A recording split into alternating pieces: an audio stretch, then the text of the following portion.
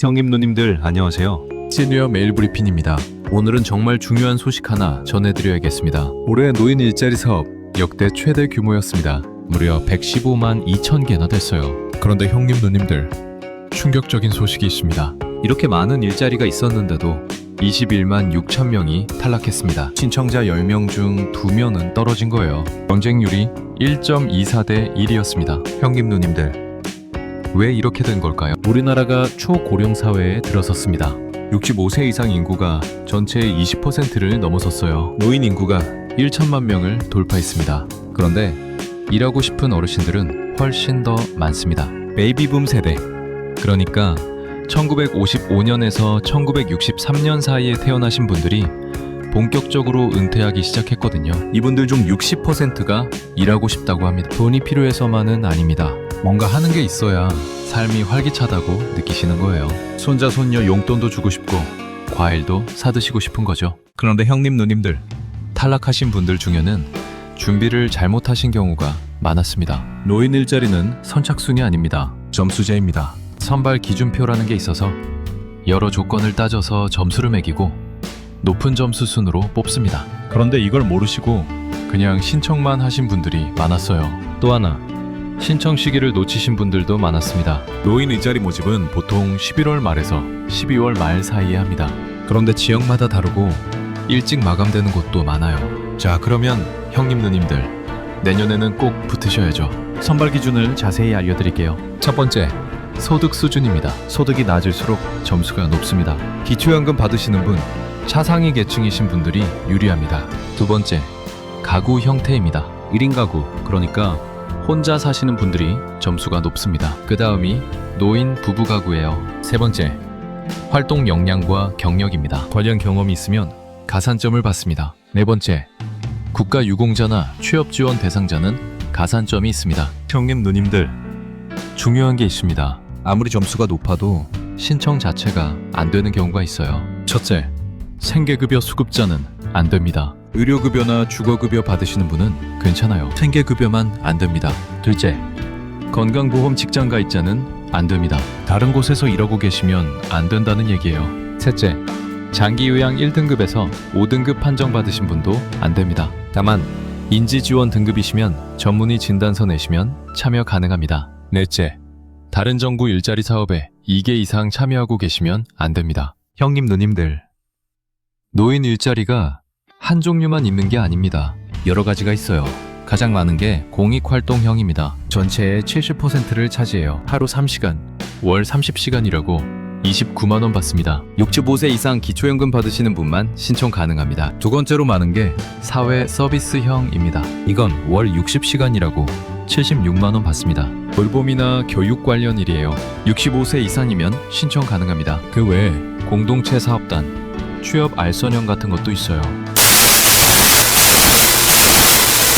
형님 누님들, 2026년부터 달라지는 게 있습니다. 잘 들어두세요. 첫째, 우선 지정 일자리라는 게 생겼습니다. 경로당 배식 지원, 통합 돌봄 지원, 노노케어 같은 일자리가 우선 배치됩니다. 사회적 약자를 돕는 일에 우선권이 생긴 거예요. 둘째, 베이비붐 세대의 경험을 활용하는 일자리가 크게 늘었습니다. 올해 늘어난 5만 4천 개 중에서 3만 7천 개, 그러니까 67%가 이런 일자리예요. 셋째, 안전 전담 인력 613명이 새로 배치됩니다. 어르신들 안전을 더 챙기겠다는 거예요.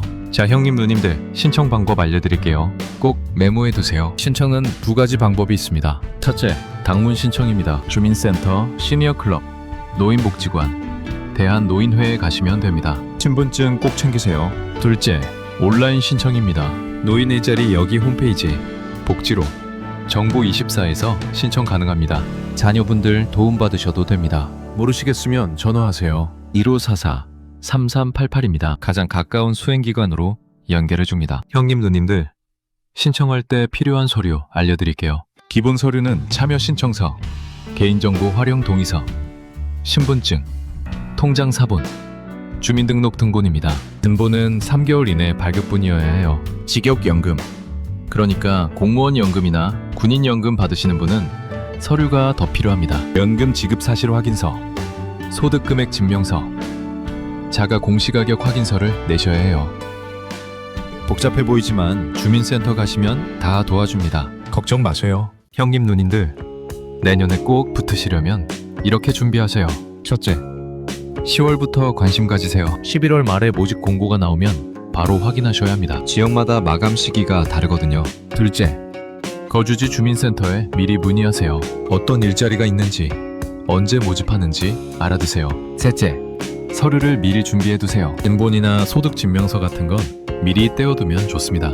넷째, 관련 경험이 있으면 꼭 적으세요. 봉사활동 경험. 예전 직장 경력 다 도움이 됩니다. 형님 누님들, 혹시 이번에 떨어지셨다고 너무 낙심하지 마세요.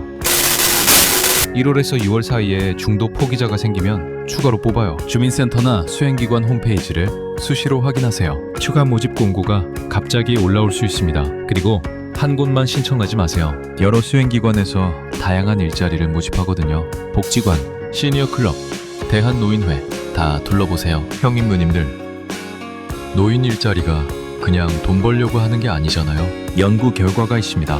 노인 일자리에 참여하시는 분들은 삶의 만족도가 올라가고 우울감이 줄어들고 심지어 의료비도 줄어든다고 해요.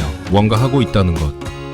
사회에 보탬이 된다는 것, 그게 정말 중요합니다. 손자손녀한테 용돈 쥐어줄 때 그 뿌듯함, 이웃 어르신 도와드리면서 느끼는 보람, 그런 게 건강의 비결입니다. 형님 누님들, 오늘 내용 정리해드릴게요. 노인 일자리 경쟁률 1.24대 1, 21만 명이 탈락했습니다. 하지만 준비만 잘하시면 충분히 붙으실 수 있어요. 선발 기준표에 따라 점수가 매겨집니다. 소득, 가구 형태, 경력이 중요해요. 10월부터 관심 가지시고 11월 말 공고 나오면 바로 신청하세요. 신청 문의는 1544-3388입니다. 형님 누님들, 내년엔 꼭 좋은 소식 있으시길 바랍니다. 오늘도 건강하시고 행복한 하루 보내세요. 시니어 메일 브리핑이었습니다. 감사합니다.